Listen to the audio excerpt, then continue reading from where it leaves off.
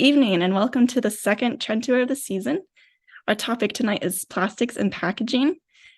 And I'm Rachel Johnson. I'm the program manager here at CIRCULAZE by CURAZE, and I'll be guiding you through this exciting topic tonight. So before we get started, maybe a little bit of background on CIRCULAZE and what we do. So CIRCULAZE started in early summer of 2022 with the goal of educating, creating awareness, and connecting corporates and startups to accelerate the path towards a circular economy. And our motto is can't do it alone, which is why CIRCULAZE is not possible without the support of our wonderful partners. And besides the trend tours, we have a couple upcoming events that are worth mentioning. Maybe you've seen the advertisements already for the CIRCULAZE Summit and Night. In just 2 weeks, we'll start in Munich on November 7th with the CIRCULAZE Night and unveil the second round of our top startups of 2023. So we'll have top 21 chosen from a long list of over 160 startups. The next day is the big event of the year, the CIRCULAZE Summit. We'll have top speakers like Dr. Alma Obama, who is a lecturer on environmental and economic sustainability and social responsibility. Also have lots of exciting workshops planned and many more surprises. So if you haven't bought tickets yet or you're interested in joining, be sure to check out the comment section and get your tickets now, just 2 weeks to go. On top of the summit and night, we also have other events like the trend tours and CIRCULAZE Exchange and On Tours. So CIRCULAZE Exchange is a very one-on-one format with our partners that we invite an expert to, and our partners are able to ask questions on specific topics such as regulations and KPIs.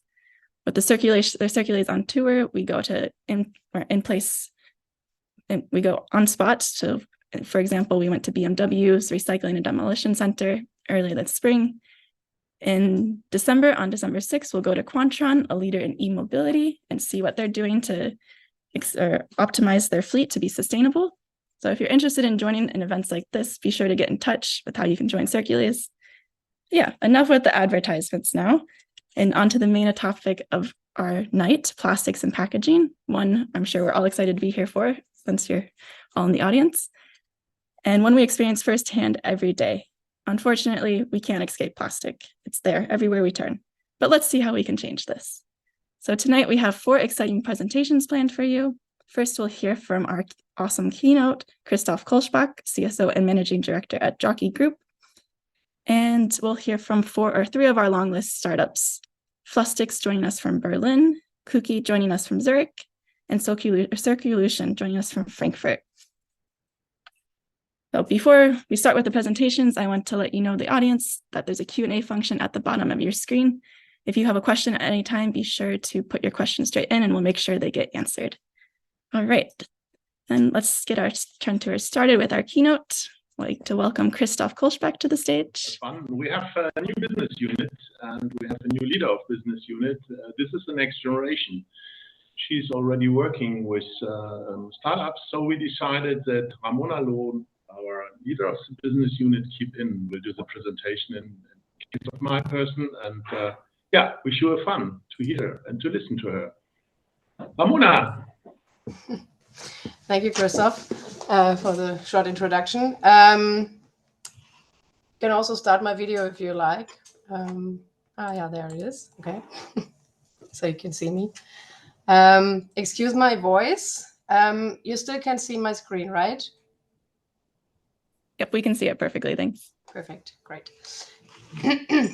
So, yeah, I will give you a short overview of who's Jokey, what's our new brand, Keep In, and how we see the world of startups in plastics and packaging. I think it's quite interesting overall.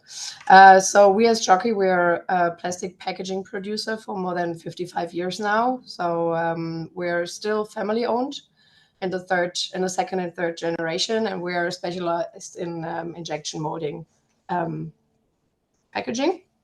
We have facilities all over the world. We have 16 facilities where we actually also produce. Our main business is buckets, let's say, buckets and smaller tubs. As you see, we have a total turnover of roughly 600 million euros. And yeah, we really build up quite a good structure with over 2,300 employees, which is quite nice for a family-owned business, I would say. Christof is part of the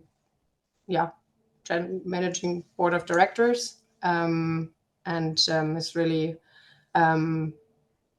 innovative, let's say, or all our leaders are quite innovative in terms of startups and doing new things and trying new things and giving plastic a better understanding. Because as you initially said, we don't get rid of plastic, we just have to use it in a right way. As I said, so packaging is our main business. You will find us in the yogurt aisle, in dairy products, but also in Germany well-known, like the paint buckets and all what you see in the hardware stores is our main and core business. And besides that, we have some smaller niche brands, let's say, caps and closures, for example, here for the Priel bottle. We're also in one of our facilities doing some bathroom furnitures, which is a little bit random, but still. The mirror cabinets, for example, a few of them are out of PP, which we also do in our factory, and we also experience a little bit in technical parts. So for the automotive industry, we've done a little bit in the past, and also this blue Bosch screwdriver case. We also produced that in the past. So as you can see, we have a wider variety of expertise and know-how, and in all of that, sustainability is of course something we are really, it's part of our DNA, let's say. So we are committed to do better with our plastic usage.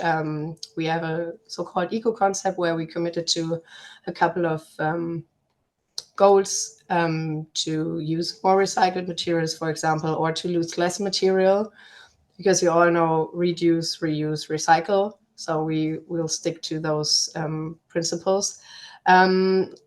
Last year, we started with a sustainability report according to the SBTi standards, which was launched this year. It was the first of its form for Jokey. As it is mandatory for the future, we try to be upfront and try to see where we're landing with our CO2 emissions. So I think that was also a big step.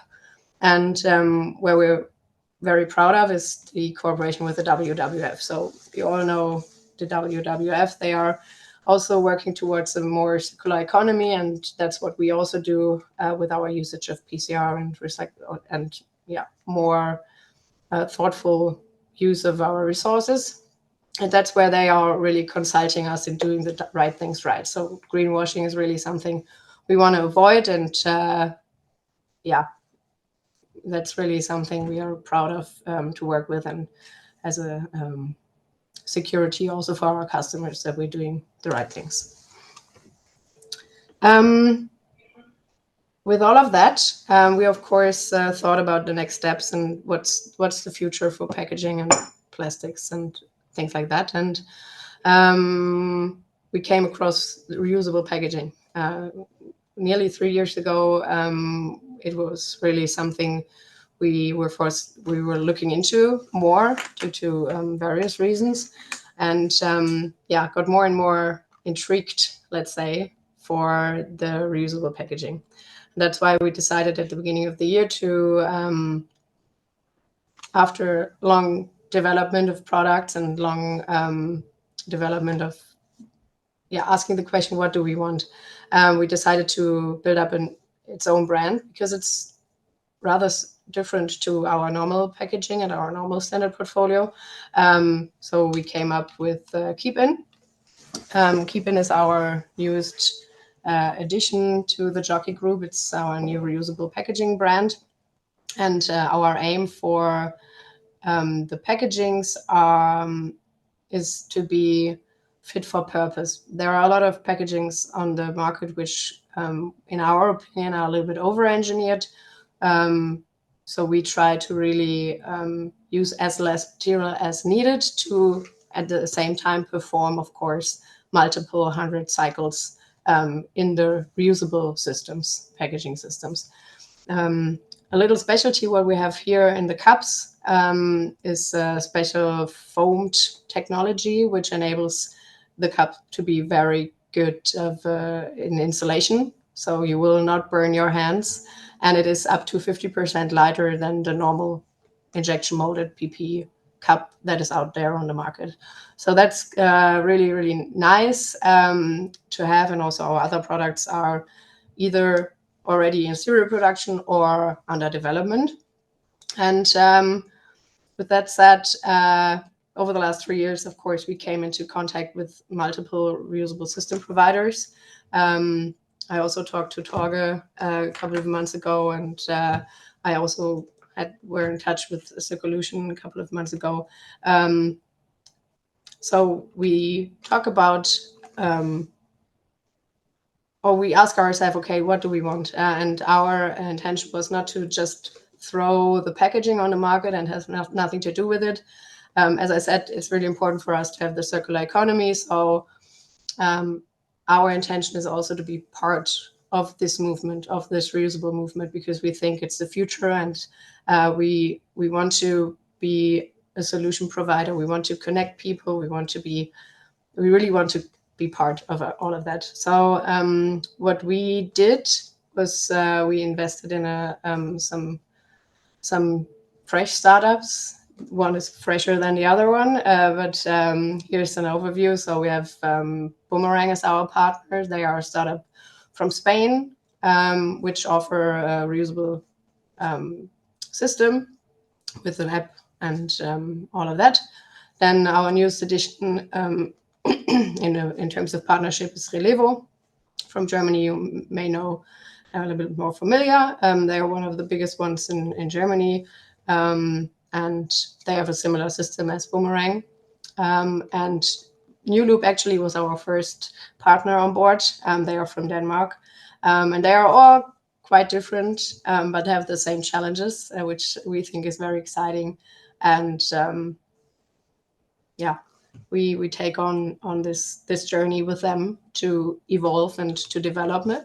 I have to admit, the last 3 years were very interesting, and you always learn a lot. I think these startups can agree. It's a little bit like Keepin is pretty much a startup within a traditional family-owned company, which is a lot of fun with all the new things coming on board. So yeah, that's what we did in the last 3 years. So we built up our product portfolio, we built up the new brand where we're constantly working on, of course, and we thought that it might be the right decision to be a little bit more active in all this startup industry and to support the movement of reusable packaging even more through those corporations. As I said, we want to be part of the solution, not just throwing out our products. We want to save on material because we really think it could be optimized. We want to use the synergies. There are a lot of alliances also on the market of reusable packaging, and I think it's quite interesting to see how you can connect all the dots and make new projects together and see the awareness rising for those businesses and bundling competences. So we're I would consider us experts in PP packaging and injection molding. So we can do a lot of things. We can also do custom molds, which then goes more into not the Keep-In portfolio, but other products in the reusable market. But and I think that's the nice thing also to include washing and transportation and stuff like that. So that's our overall idea behind that. Christof, would you like to add something on that?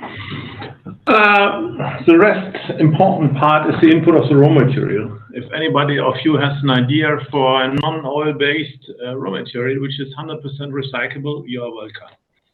This is what we are missing on everything. Because we have all other solutions available for us in the multi-use, in how often you can use it with the materials in isolation, what we are working on a new way of production. To get a really climate natural product, this would be where you all can make us happy with, huh, Ramona? Yeah, so also what we're looking into is the closed loop systems, how to make food grade PCR. Of course, those are all topics that are on our agenda, and we can always be better with, as I said, using synergies and bundling competences. Yeah. All right. That was it from our side. You're welcome to ask questions.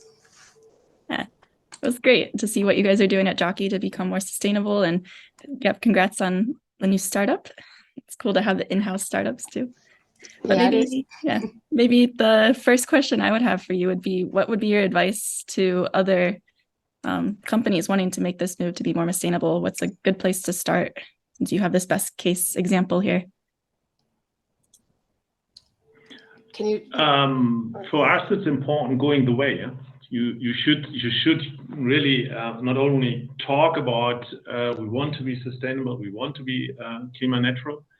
I mean, as you have seen, we had a good partner with WWF at the beginning, and always with the continuous meeting is a challenge for us with them. We use them because we want to be reliable, and as we said 3-4 years ago, as Ramona said, to have 5% of our turnover 2030 in multi-use business. So you can do nothing, or as you can see, you can invest in 3 startups in a lot of products and developments. But if you are only not committed to what you are saying, then I believe it's wrong. You must go the way. Even if it is difficult, you will find new opportunities in the left and the right side. Yeah, I think in general, the circular economy, of course, implementing that and getting to a stage where you're satisfied with your achievements is a big task. Of course, as Christof said, you have to start somewhere. And I think it's easier to start with smaller packages, like easy task, and move forward for that. We're working on this topic for decades, and we started small as well. And eventually it will get easier if you're familiar with the topics and stuff like that. It's great advice. You have to be willing to take that initial risk. Yeah, it's a risk. Yeah. I think we have a question. And continuous believing in your success and the story you are creating, because the ups and downs in startups, what we know from our own feeling as Keep In as a startup, is in a business like I'm working in the environmental, sometimes difficult to believe and to trust that the way you are going is always the right one. That's definitely a roller coaster ride sometimes, right? And we have another question from our audience asking, have you encountered any challenges or limitations? Maybe this kind of goes with the ups and downs, but what would be the biggest challenge or limitation encountered? Of course, the regulation part, the politics is, of course, a challenge and a limitation at the same point or at the same time, especially in the reuse industry. We know that there are too little regulations. Of course, Germany is already way ahead the rest, but this is, of course, a limitation, for example, because we cannot act as we want to, and it would make it easier if we have the regulation in place.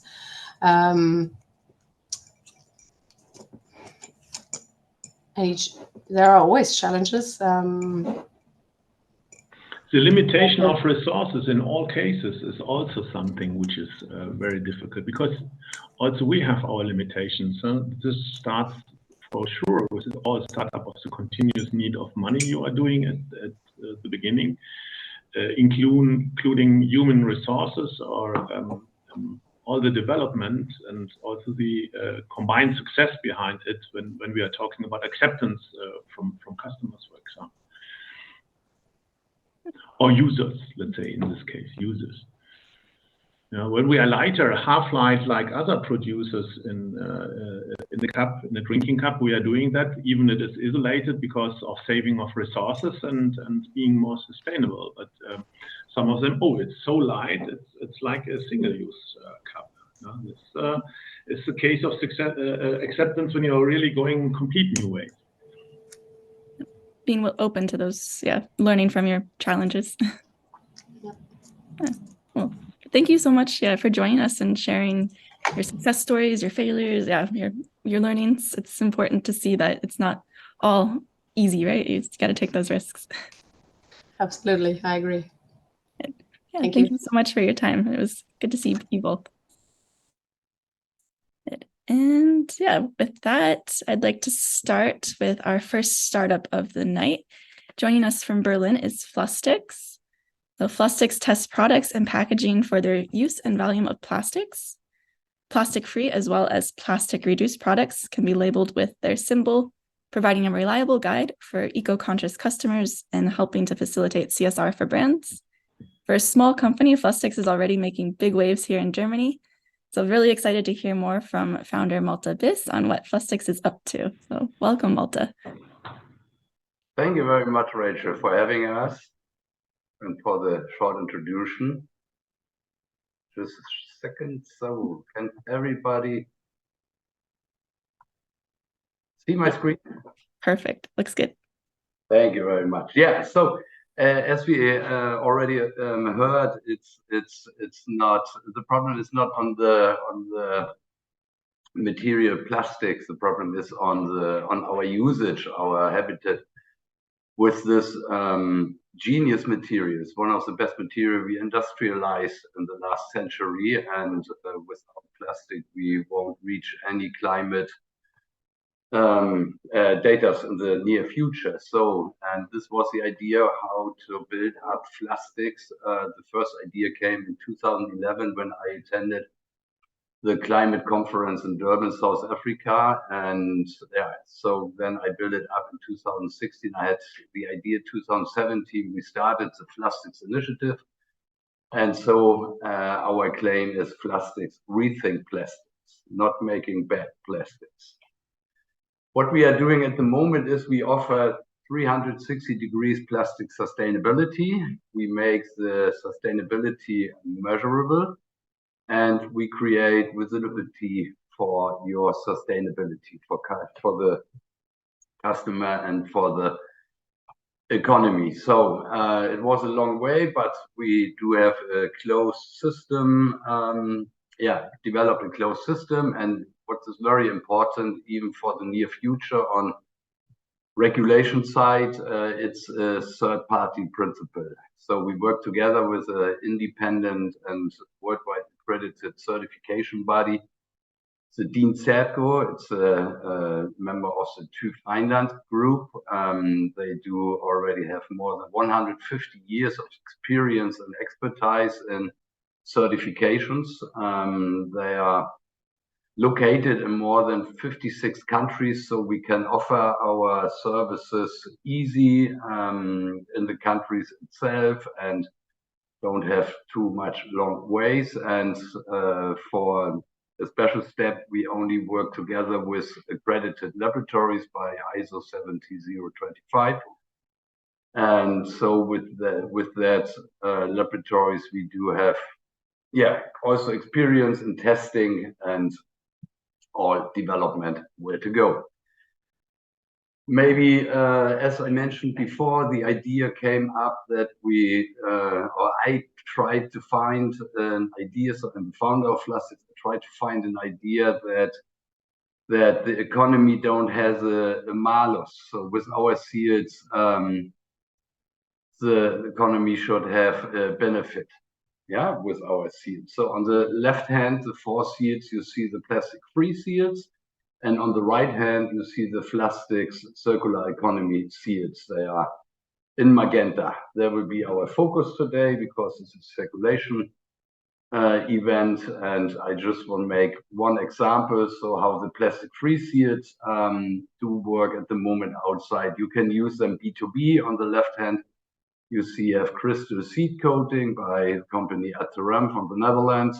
They work since several years already that they don't use content with microplastics. And on the right hand, you can see the dishwashing tabs of the green manufacturer Claro from Austria, and they also work without microplastics. So this can stop a big impact of microplastic, but this is at the moment not the focus. The focus is on circularity this evening. And yeah, for example, we do have the plastics recycled seal.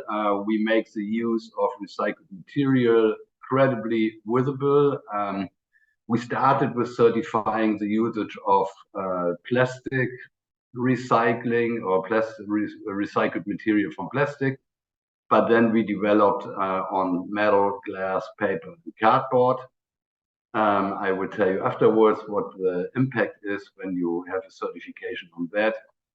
We can work B2B, so we can certify flakes, regrind, recyclates, as well as semi-finished product, and we work B2C with the certification of the products, of the end product, to make them visible at the point of sale with a reliable trust mark. On the right hand, you see the seal itself. It's a combination seal with DIN approved. There in this here you see clear the percentage that is that the system comes from where the percentage is coming, and you can see on the right hand also down you can see which kind of recyclate is used, so where the origin is. So we make a difference between PCR, which is the gold standard, and you do as the post-industrial recyclates, or you do have the mix of it, what in some cases is the best way to get a good performance on the product. And yeah, and I forgot, on the right hand you also see the licensing number and the home address of our certification body. It's very important for the transparency, because each consumer or each user is already with a smartphone in the supermarket, and then you can go directly with the right licensing number on the home address, and you see you have absolutely transparency what is certified with which type of recyclate and which products of the line are certified. This is the system behind, so that everybody can see it. How does it work? At the first step, there's a request for quotation, so the interested party is contacting us, and then we make a call, or they directly come with a kind of questionnaire. Based on the questionnaire, there must be the whole supply chain from the recycler to the end product. The questionnaire goes to our certification body, the CIRCULAZE, and they make an offer how the system works, in which time frame, and what are the next steps. And when the offer is accepted, then the system starts. So with plastics recycled, we work with on-site audits through the whole supply chain that goes from the recycler about semi-finished product producing to the end product producing.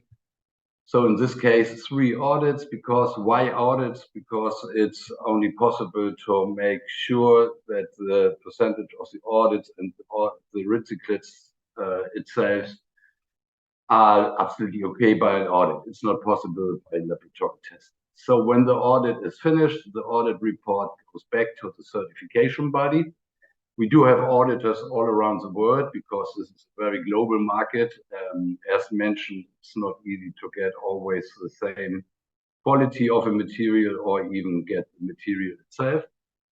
And the audit report goes back to the certifier, and takes place a conformity assessment. Also, again, third-party watch on the report, and then afterwards you get the seal, you get the trust mark. When you have the trust mark, when you are at the market, there is a surveillance annually, because this is what is needed. Even in the future, we started already at the beginning with the system.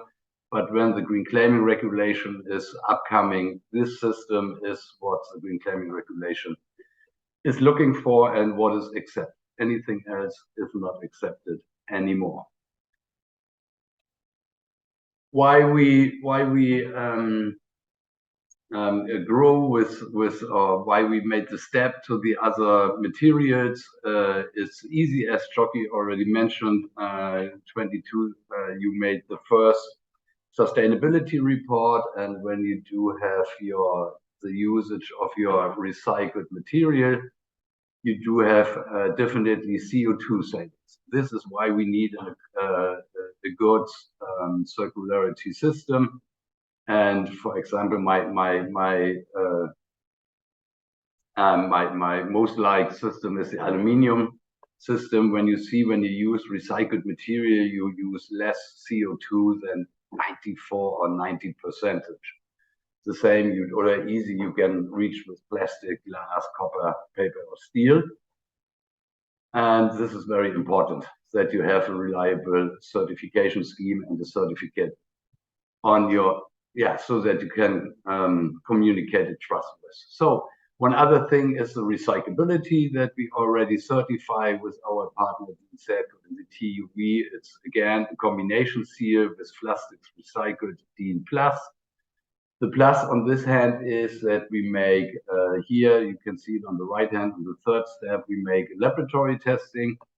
For example, when you do have composite material, then there will be tested how it gets the different materials in its stream back, and the rest is also the same. You do have a license, and afterwards you do have an annual retest. So it's a third-party system, and here we work together with laboratories from the TÜV Rheinland or with the PTS, Paper Technical Stiftung, if we work on fiber-based material. So we are also recognized by institutions, NGO, and consumer protection. This is also very important according to the green claiming regulation or according to PPWR. The Federal Environmental Agency says that we are only with the Blue Angel integrate additional requirements on limiting various pollutants, and transparency is very important. The European Commission is recommending us also the consumer protection says or classified the plastic seals as reputable.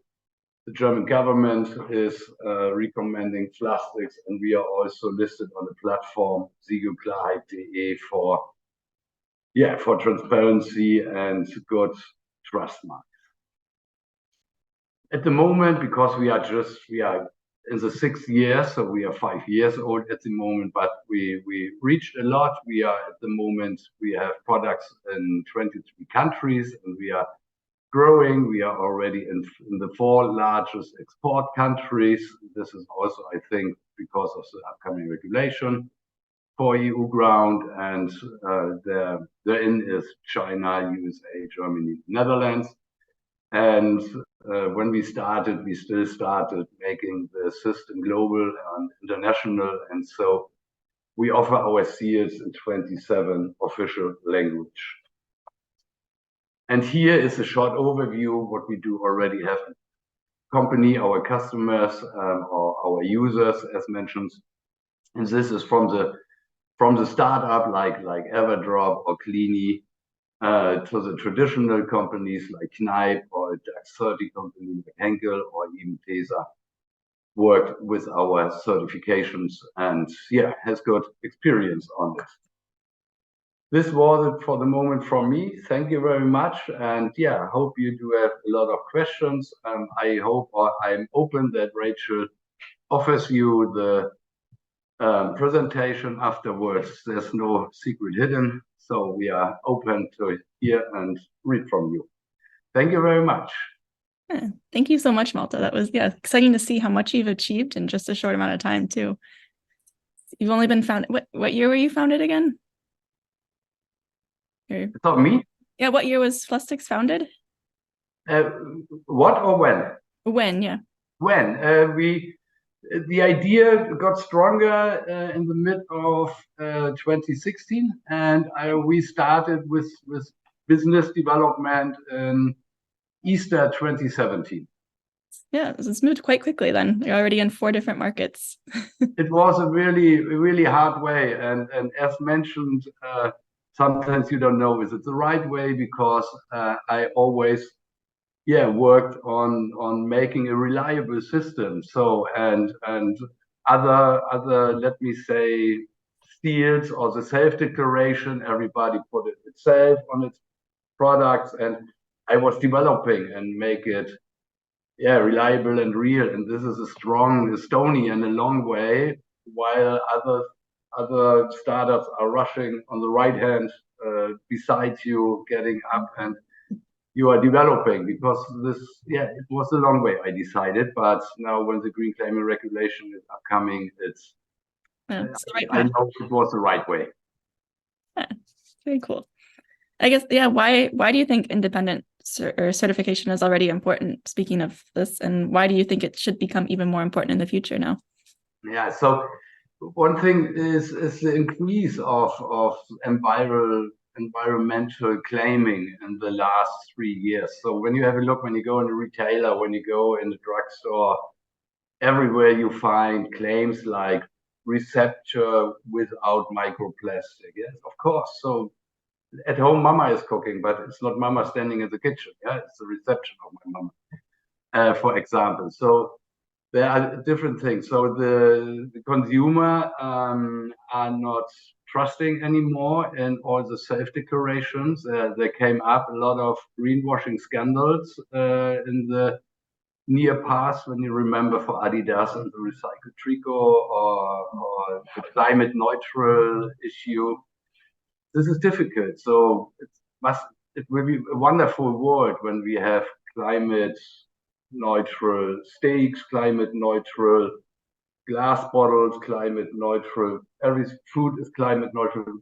Great, but I think this is a long way, and we must start somewhere else. So nothing can be climate neutral when we don't have a circular economy. So, and second thing is the green claiming regulation, because EU made a seed research, and they found that more than over 50% of the environmental claims are a lie. So they are not true. So so and when I see a product, this product is green, this product is eco, so this is not working anymore. And because of that, for each company, when they want to make a real claim, you need a certification system after it, and the consumers or users are trust in independent for given seals. Yeah, it's very true. Make it easier for the consumer, and then accelerates the path. Yeah, this is very important. The consumer is the main focus, because when we want to make a change, the consumer needs trustworthy information. And I believe that each company, of course, is making, like Jokey, the right way, does have a good experience, like WWF or something like that. But there are a lot of other, how to say, a lot of other people, they claim what they want. So a plastic positive or a climate positive material. So it's a little bit too much. It was in the past. And that kind of leads into this next question from the audience. You mentioned that you work in both B2B and B2C fields. In your experience, do you find there is a difference in need or interest? No, it's no different. So we do have very increasing requests for end products, of course. But when we go through the whole supply chain, and we do have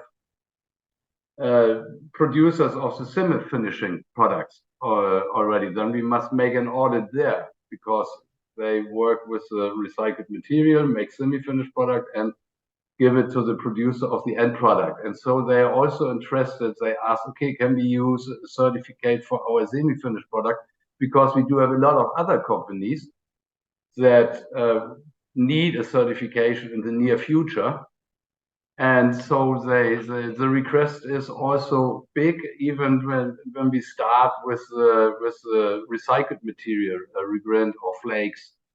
There is also a request on making them reliable. So for that, we also have acceptance agreement with the OIZ Plus certification. This is a system certification from the Plastic Recyclers Europe. This is the biggest association of the recyclers in Europe. So when they are already OIZ Plus certified, we don't have to make an audit there, but then we need an actual certificate that they are still recycled. And so we accept that. And so we must harmonize the market much more, because we are not the only one who is certifying recycled content. And so we are already speaking on European ground with the other players for recycled materials, so that we harmonize, because it's not possible that the economy must have an audit on Monday for the Blue Angel, on Tuesday with plastics, on Wednesday for Recyclas, and on Thursday for OIZ Plus. So we must come together and must harmonize the market. Yep. Because it must be good, it must be valuable for economy. Otherwise, we can't reach a change. Yeah, just making it more complicated then in the end if you don't. That's it. And then, yeah, maybe this kind of also goes into the second question from the audience. Have there been any challenges or limitations you've encountered at the level of partnership?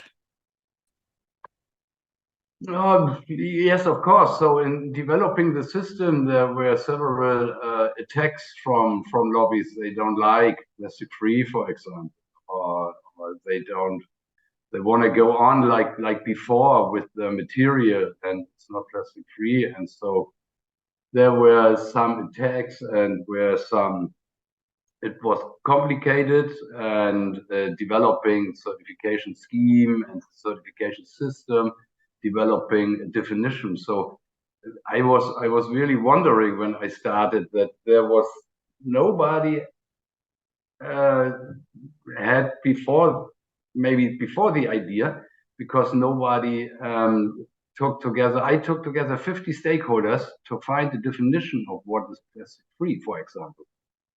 So and then the most people didn't understand. It's not on making plastic free, saying plastic is bad. No, when we say it's plastic free, you can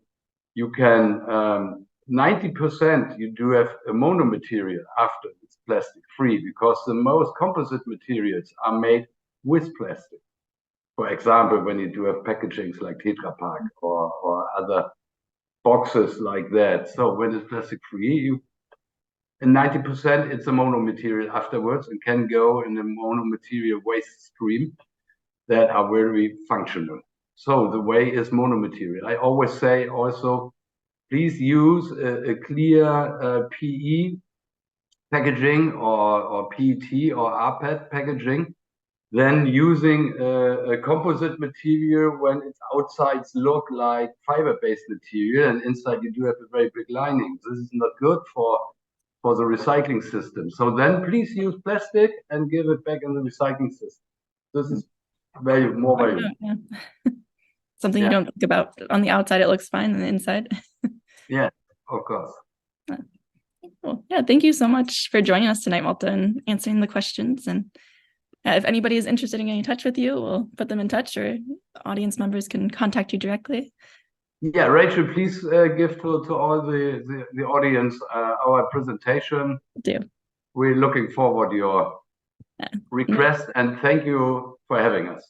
Yeah, thanks for joining us, and looking forward to seeing what you get up to in the future. Thank you. Bye. And up next, we have our second startup of the night. Joining us from Zurich is Kooky. So Kooky offers an environmentally friendly, reusable solution for smart cities, universities, events, and large offices. With their smart reusable cup, the practical return box, and a digital deposit system, the consumption of disposable products can be reduced, whether at major events, In everyday university life or in the office, Kooky offers a practical and sustainable alternative for drinks on the go. So tonight we have founder and CEO Torge Barkholtz with us. So let's welcome Torge. Thank you for your warm words, and thanks CIRCULAZE for having us today to talk about a little bit about the new normal, talking about reusable food packaging network, and starting with the situation right now that actually the change of willingness to use reusable food packaging is there. So the people are more sustainable, they want to act more sustainable.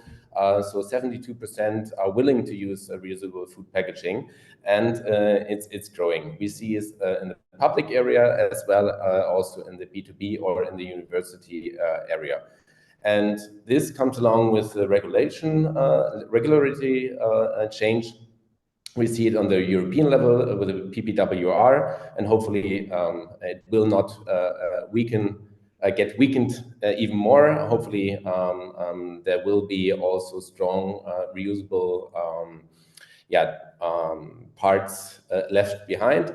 In Switzerland, you can see it also in the public area, where 89% voted for the climate protection initiative in the canton of Zurich, and 59.1% voted for the Climate Protection Act, which is actually on federal level. And these are public referendums which are binding and now actually will get into law. So, but why is it not flying? Because it's maybe not convenient enough, because unfortunately, convenience always beats sustainability. Because we as a society want to have it as easy as possible, but currently, single-use food packaging is too easy to use, and you have certain barriers when it comes to reusable food packaging. Mostly, it's not the handout. This is actually pretty easy because it's standing there next to the coffee machine as you know it. But then at the end, when you want to drop it off, you want to return your food packaging. This is a hassle because you have a lot of providers, you have certain brands, certain brand identities, you have several players on the market, so it's very fragmented. And so the customer, the user, is actually not aware how to use reusable food packaging. That's why there's this missing link, and that's why the user is often not using reusable food packaging.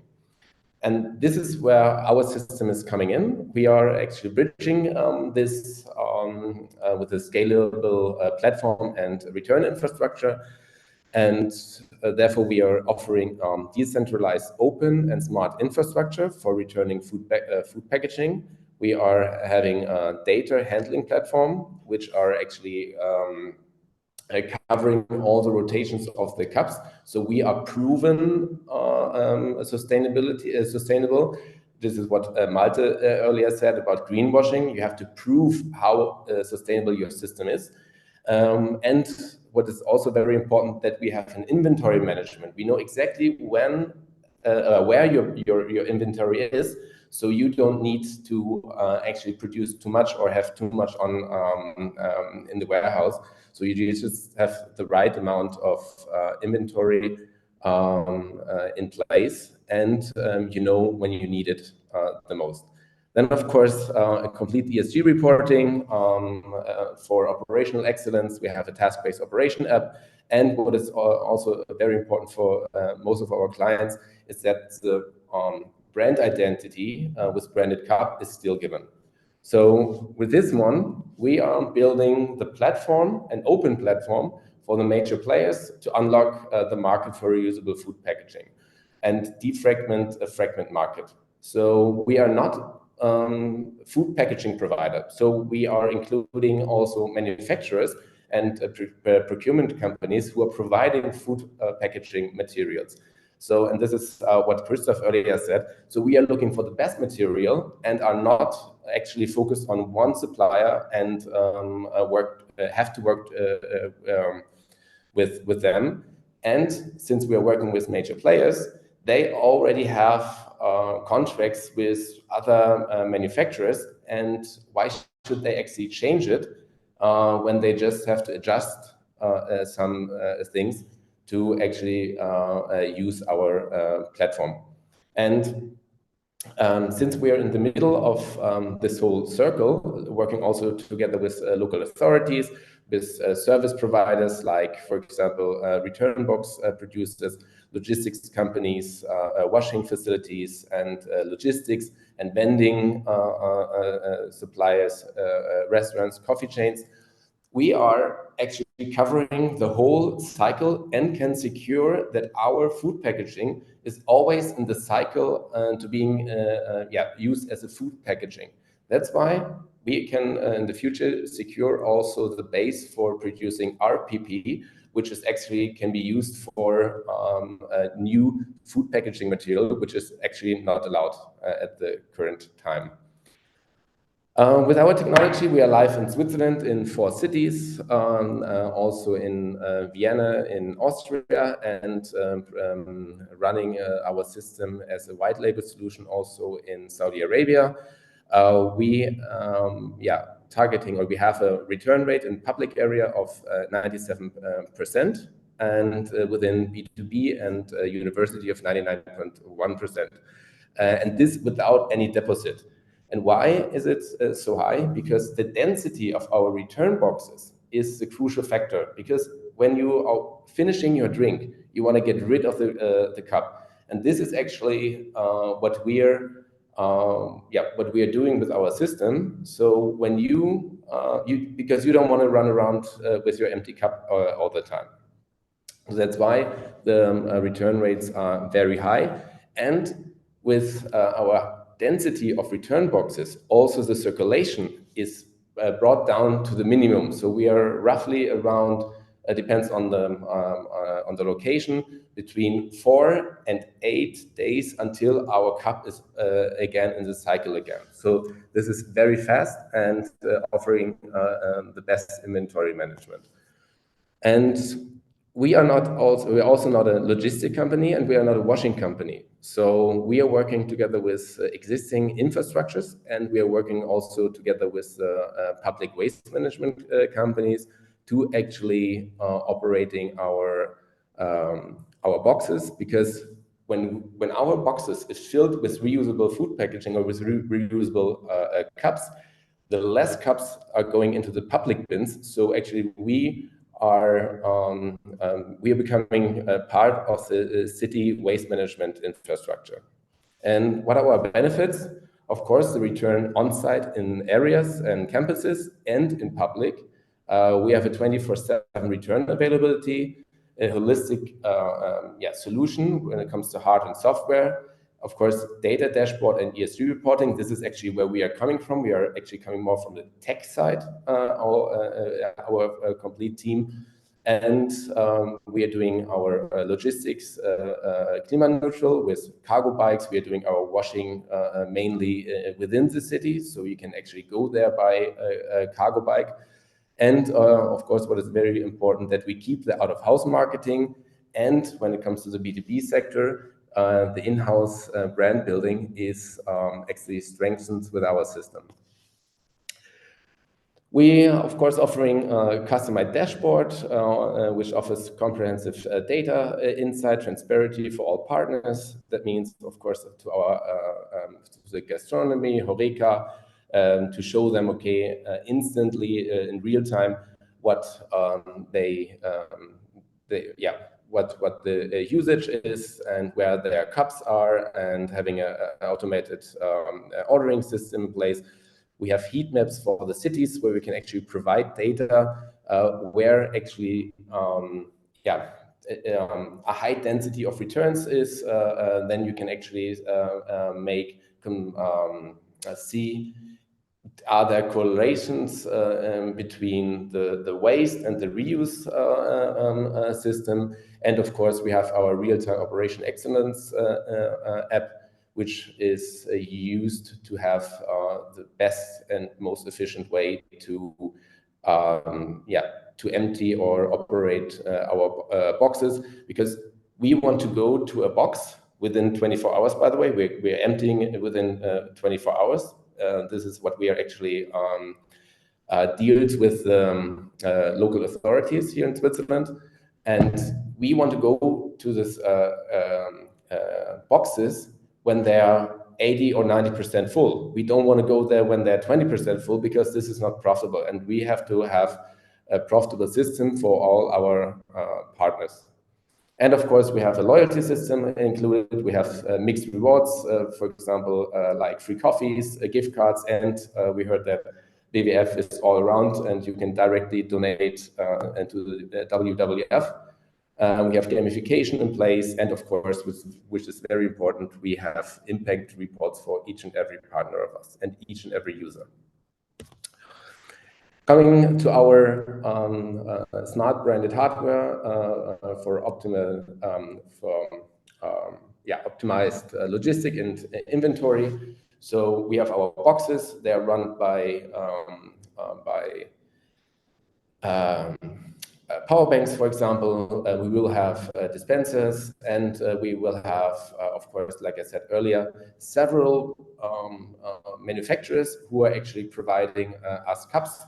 We are using RFID, UHF, and NFC, which makes it as convenient as for the user, as for the logistic partners, because then you don't have to scan all the time a QR code and do the handling. So, and with this one, you know exactly where your inventory is. And last but not least, we think we are at a tipping point. The regulations are changing. The leaders are France, Benelux, UK, which are actually going forward in this sector.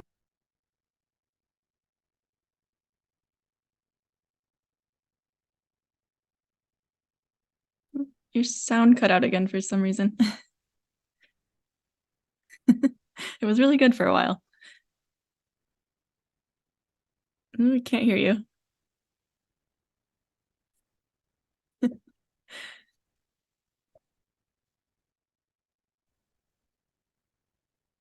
And still no.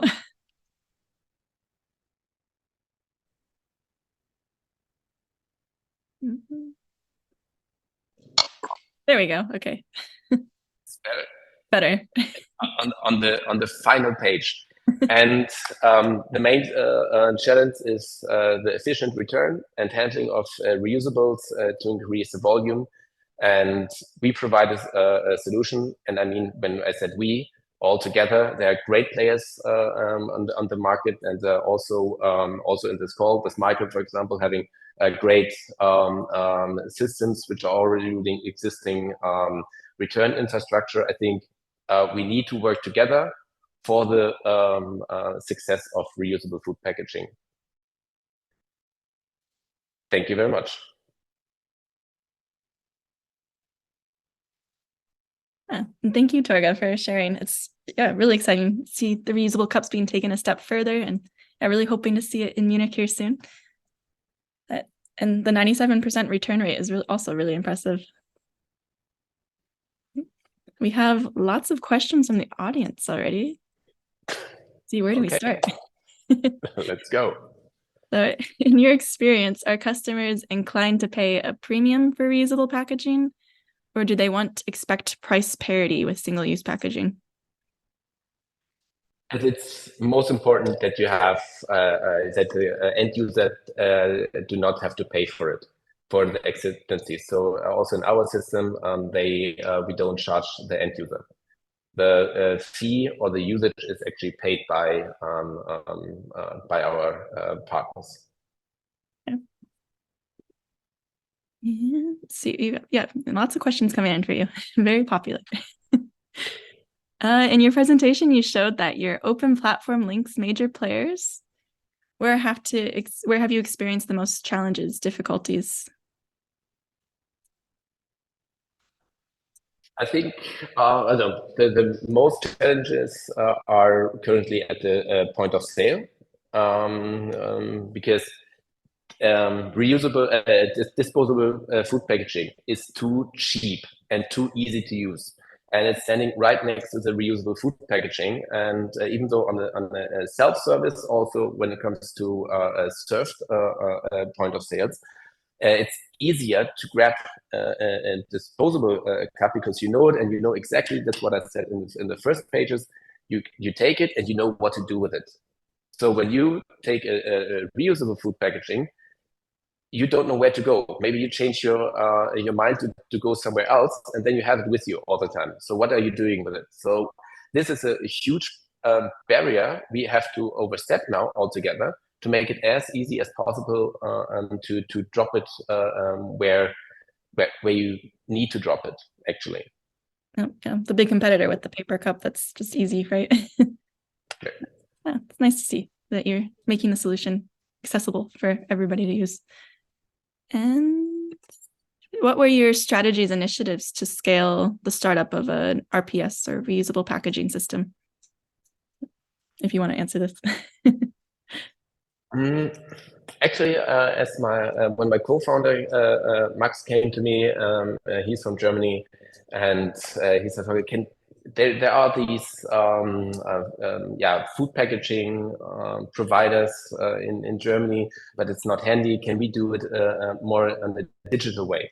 And since I'm coming from the micromobility sector, we said, okay, and there we saw how you can scale these kind of things. And so we need to have it more digitalized, and we need to have it more accessible for the user. It's easy to use. And currently we are using an app, but of course this will go away as well. And because to have an inclusive and a broad accessibility, you definitely need to have it app-less and use the app when you have, if you would like to have more features and want to use the loyalty system or other features the digitalization is offering. That's a good point, because there is a shift away from these apps anymore, right? There's just so much, so many apps in one place. And on the other hand, we are including also our service in existing apps, which you're using all the time. So with this one, we can guarantee when you open your app, which you open whatever 2 or 3 days anyway per day, that you don't have to download the cookie app. You're using the system anyway through a third-party provider or a third-party app. Yeah. And we have 2 more questions for you, and then we'll wrap it up here. It's very popular. We have another question about how much more expensive is it for brands to use cookie compared to paper or plastic cups? Is there? It's actually it's unfair for reusable to compare it to single-use plastic, but when it comes, for example, when you see, for example, the development in tubing, for example, when you have a fee on top of the regular price, then it's actually cheaper now to use our system than to use reusable food packaging. So when it comes to taxation and to fees coming from regulatories, it's already you're already as I said, more sustainable and cheaper. So that's why we have to have a switch there. And of course, it's economy of scale. When the volume is increasing, also the cost will actually decrease. So that's why it's so important for all the players to have a certain volume, because also in the washing and the logistics, it's the more you can collect and until a certain point also wash, it's more efficient. And to end, maybe you can tell us what specific types of support or assistance you'd require to enhance the circular economy practices, or what would you like more of going forward to see more reusable cups in place? I think we are in a new field right now. So what I would like to see is what I experienced with some of the market players. There's a willingness to work together and a willingness to share also experience. I think there won't be one provider which are actually covering or 1 or 2 providers who are covering a complete country. because you will always have the US fast food companies, you have food convenience companies, you have coffee chains. They will not ever use one single cup with one color or with a different brand on it. So I think we from the reusable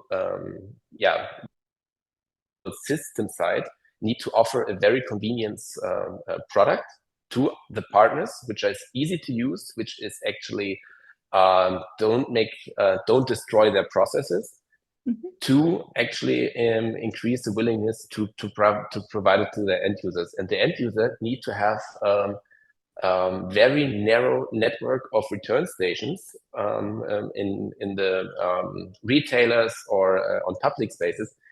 Then it makes sense. But also it has to have investments also in this segment, because as a startup you cannot actually handle a multi-million need of investments in this area.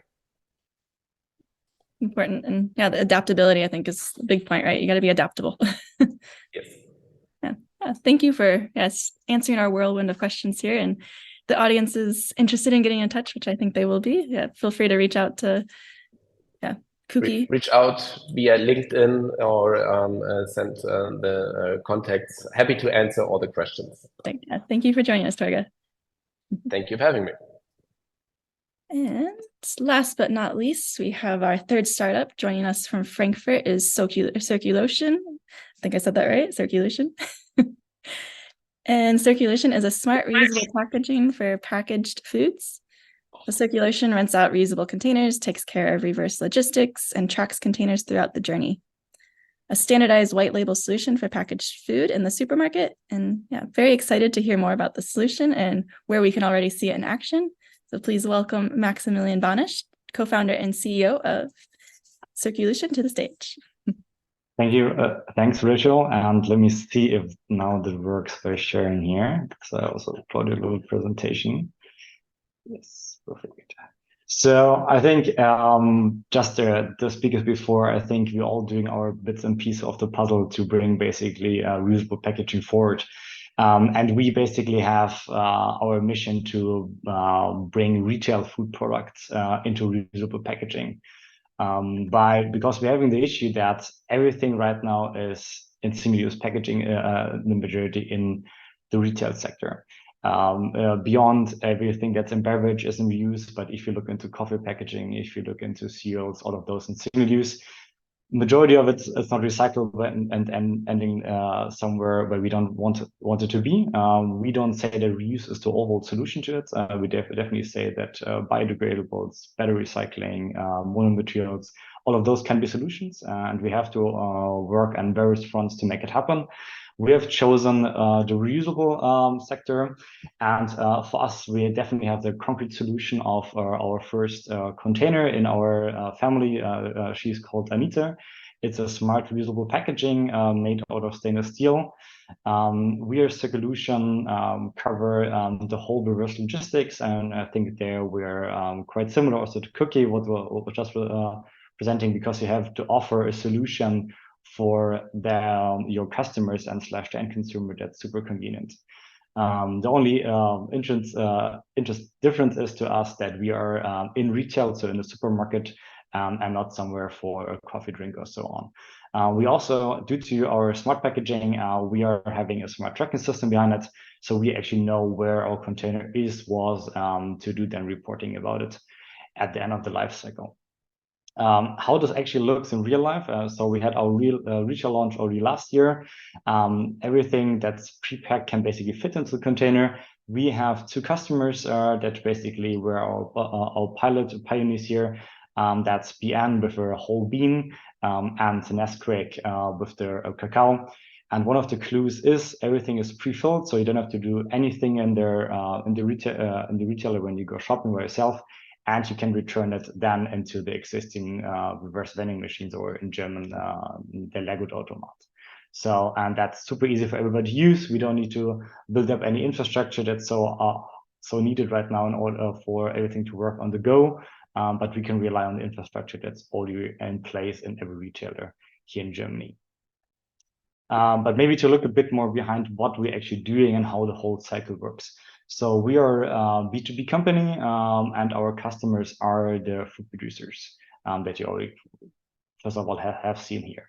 So we are a reusable supplier for every retailer, for food producer. And what they do, they basically take the packaging as they're taking right now, fill in the product, put the label around, and we have a sealing technology that has contained the same shelf life as for the single-use packaging, so it can stay as long on the shelf as every normal packaging as well. Then it goes through the normal distribution lines from the food producer to the normal supermarket.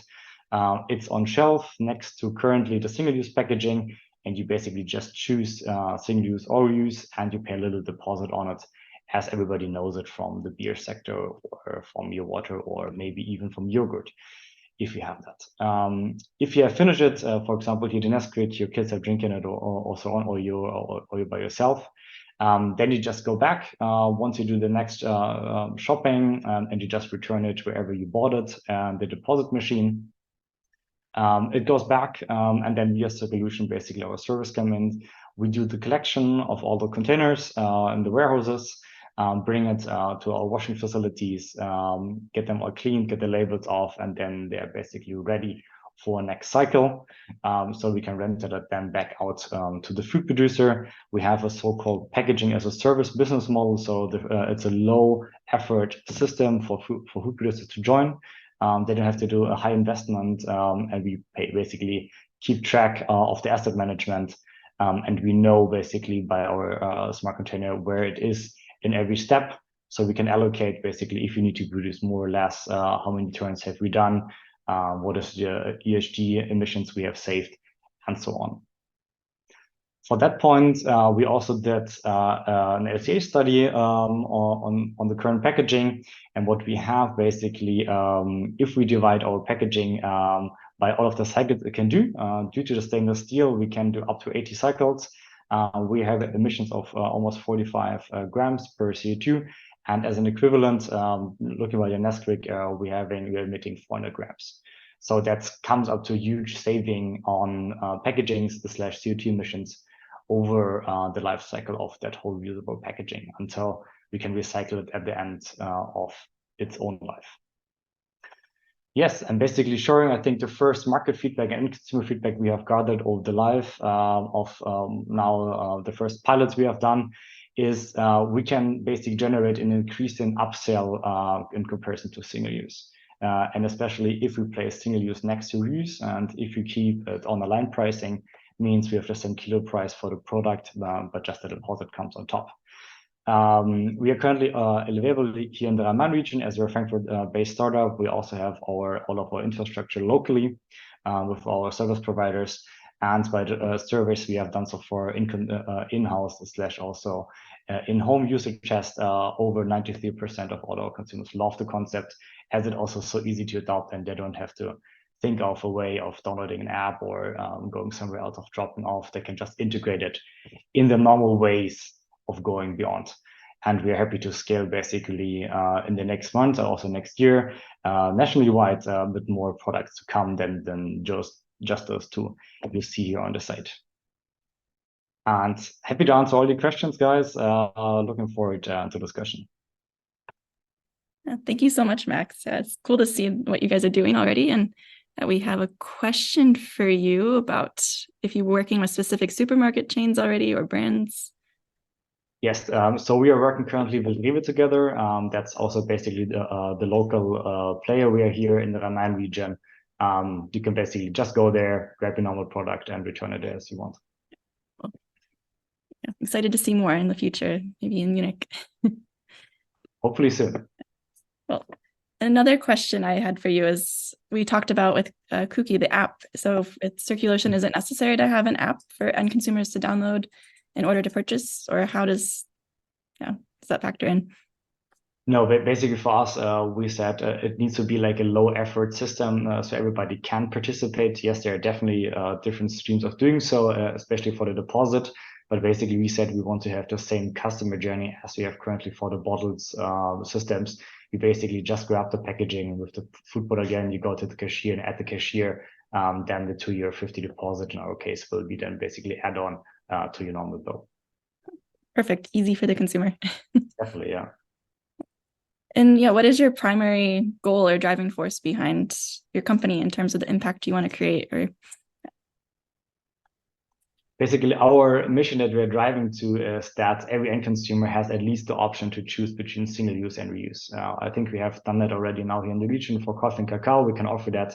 And we basically want to see that for you in Munich and Berlin and Hamburg, everywhere in Germany, the customer has at least the option to choose if they want to buy single use or reuse. It's good to have the options and start to make that shift, at least the first step towards getting customers to use the reusable packaging. And we have another question from the audience. If you want to answer it, what challenges have you faced in terms of logistics or reverse logistics? So definitely in logistics, it's a part of actually that you basically do it centralized. For us right now in the pilot, everything is more decentralized. In the future, everything has to be more centralized in order then really, I think that's where Cookie and everybody else who's on the market. I think that's a driving force also for the revenue model at the end. I think we definitely have to then look a lot more supply chains that we combined also with, let's say, I wouldn't say competitors, but partners on the market. I think a key factor is definitely working together and bringing basically combining the streams so we don't have unnecessary loads or trucks running around. No, it's important. You really can't do it alone. This is what we say over here too. Got to work together. Well, sure. Yeah, I'm really excited to see the future plans for circulation and to see it all over Germany and maybe even further. But thanks for joining us tonight, and thanks to our audience as well. And if you want to get in touch with Max and circulation, feel free to reach out to him directly or to us. And thanks, guys. And that concludes our trend tour of the night. Thank you everyone for joining. And as I said, get in touch with us or get in touch with the startups directly if you want to know more. And be sure to tune into our next trend tour on November 20th at 5:00 p.m. Central Eastern Time. And we're going to be talking about FMCG, fast-moving consumer goods. And if you haven't already, or if you are joining us for the Summit at Night on November 7th and 8th in Munich, looking forward to seeing you there and wishing everybody a good evening ahead. Thank you.